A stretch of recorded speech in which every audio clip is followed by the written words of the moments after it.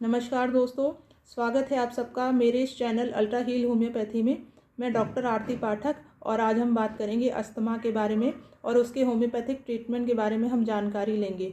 तो इस वीडियो को स्टार्ट करने से पहले अगर आप मेरे इस चैनल पर नए हैं तो मेरे इस चैनल को प्लीज़ लाइक एंड सब्सक्राइब कर दीजिए ताकि मेरे आने वाले वीडियो नोटिफिकेशंस आपको रेगुलरली मिलते रहें। दोस्तों, अस्थमा एक अपने आप में एक्यूट इमरजेंसी स्टेट है। तो कौन सी होम्योपैथिक मेडिसिन हैं जो इसमें हेल्पफुल हो सकती हैं और इसको कंट्रोल कर सकती हैं, आज हम उनके बारे में हम जानकारी लेंगे। तो दोस्तों, अस्थमा के अटैक को स्टॉप करने के लिए जो हमारी फर्स्ट जो हेड रेमेडी है वो है आर्सेनिकम एल्बम।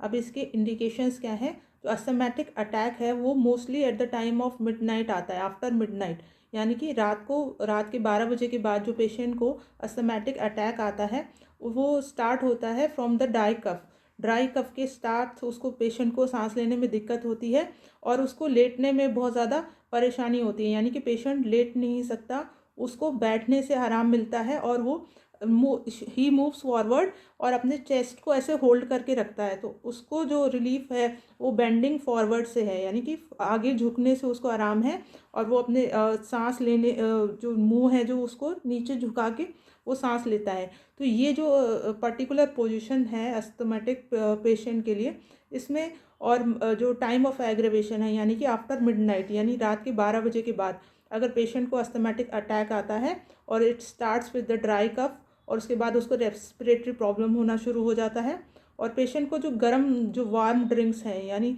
गर्म पानी से और इससे पीने से आराम मिलता है। तो आर्सेनिकम एल्बम बहुत ही वंडरफुल मेडिसिन होगी और वो एकदम अस्थमा के अटैक को वो पैलिएट करेगी, यानी रिलीफ देगी पेशेंट को। तो आर्सेनिकम एल्बम टॉप रेमेडी है अस्थमैटिक। तो अब आर्सेनिकम एल्बम को आपको कैसे देना है पेशेंट को? आप एक कप ले लीजिए, उसमें आप ल्यूक वार्म वाटर यानी कि थोड़ा हल्का कुनकुना पानी आपको लेना है और उसमें आप 4-5 बूंदे मेडिसिन की डाल दें, आर्सेनिकम एल्बम की, और उसको अच्छी तरह से मिक्स करके पेशेंट को हर 15-15 मिनट पे आधे आधे घंटे पे एक एक चम्मच देना है आपको, जब तक कि अस्थमा का जो अटैक है वो कम्प्लीटली स्टॉप नहीं हो जाता।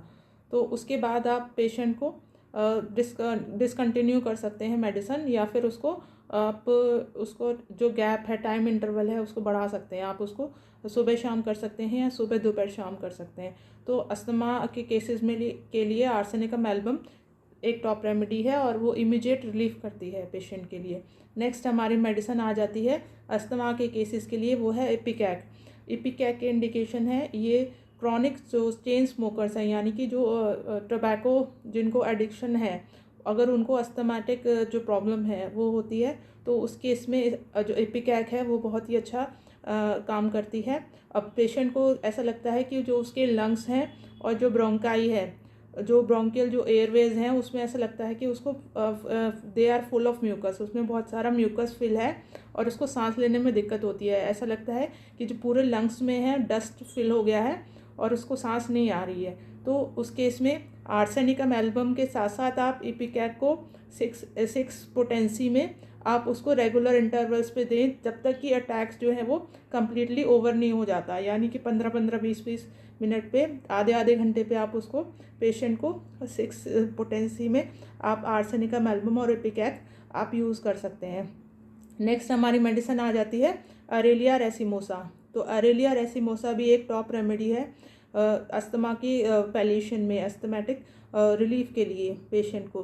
तो अभी इसके अरेलिया रेसिमोसा के जो सिम्टम्स हैं वो हैं, जो पेशेंट है उसको ड्राई कफ होता है, रात को सोते टाइम उसको एग्रेवेशन है, अस्थमैटिक ब्रीदिंग होती है यानी कि रेस्पिरेटरी प्रॉब्लम शुरू होती है और उसको बैठने से आराम है, यानी कि उसको बैठना पड़ता है, वो लेट के सांस नहीं ले पाता, बैठने से उसको आराम मिलता है और उसको बहुत ही ड्राई कफ और उसको सांस सीटी जैसी आवाज़ आना शुरू हो जाता है सांस में।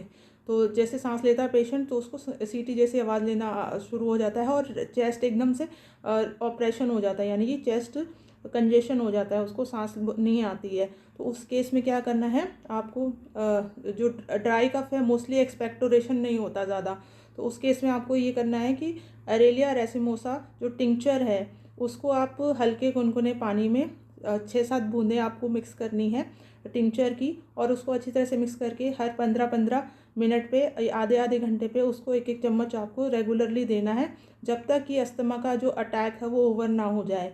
उसके बाद आप उसको ऑल्टरनेट कर सकते हैं आर्सेनिकम एल्बम 6 के साथ।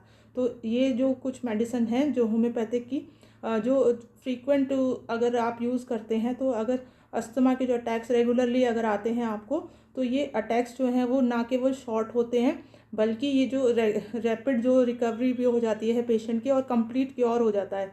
तो अस्थमेटिक जो अटैक्स का अगर आप कंप्लीट क्योर चाहते हैं, तो उसके लिए आपको अपना जो पूरा फुल केस टेकिंग है वो अपने फिजिशियन को देना ज़रूरी है, क्योंकि कई बारी जो क्रॉनिक जो कुछ रीज़न्स होते हैं जिसकी वजह से क्रॉनिक माइजम्स होती हैं, जब तक कि वो उसको क्रॉनिक मेडिसिन ना दे के क्योर करा जाए, जब तक जो अस्थमेटिक अटैक्स होते हैं वो पूरी तरह से क्योर नहीं होते, जिसमें मोस्ट जो कॉमन है वो सोराइनम हो गया, सिफिलाइनम हो गया। तो ये मेडिसिन है वो कंप्लीट इरेडिकेशन के लिए पेशेंट को दी जाती हैं, ताकि जो उसका जो मेन जो कॉज है क्रॉनिक माइजम है बिहाइंड द अस्थमेटिक अटैक वो क्योर हो सके। तो अगर आपको मेरी जानकारी अच्छी लगी हो तो मेरे इस चैनल को प्लीज़ लाइक एंड सब्सक्राइब कर दीजिए। Thanks for watching. Bye, take care.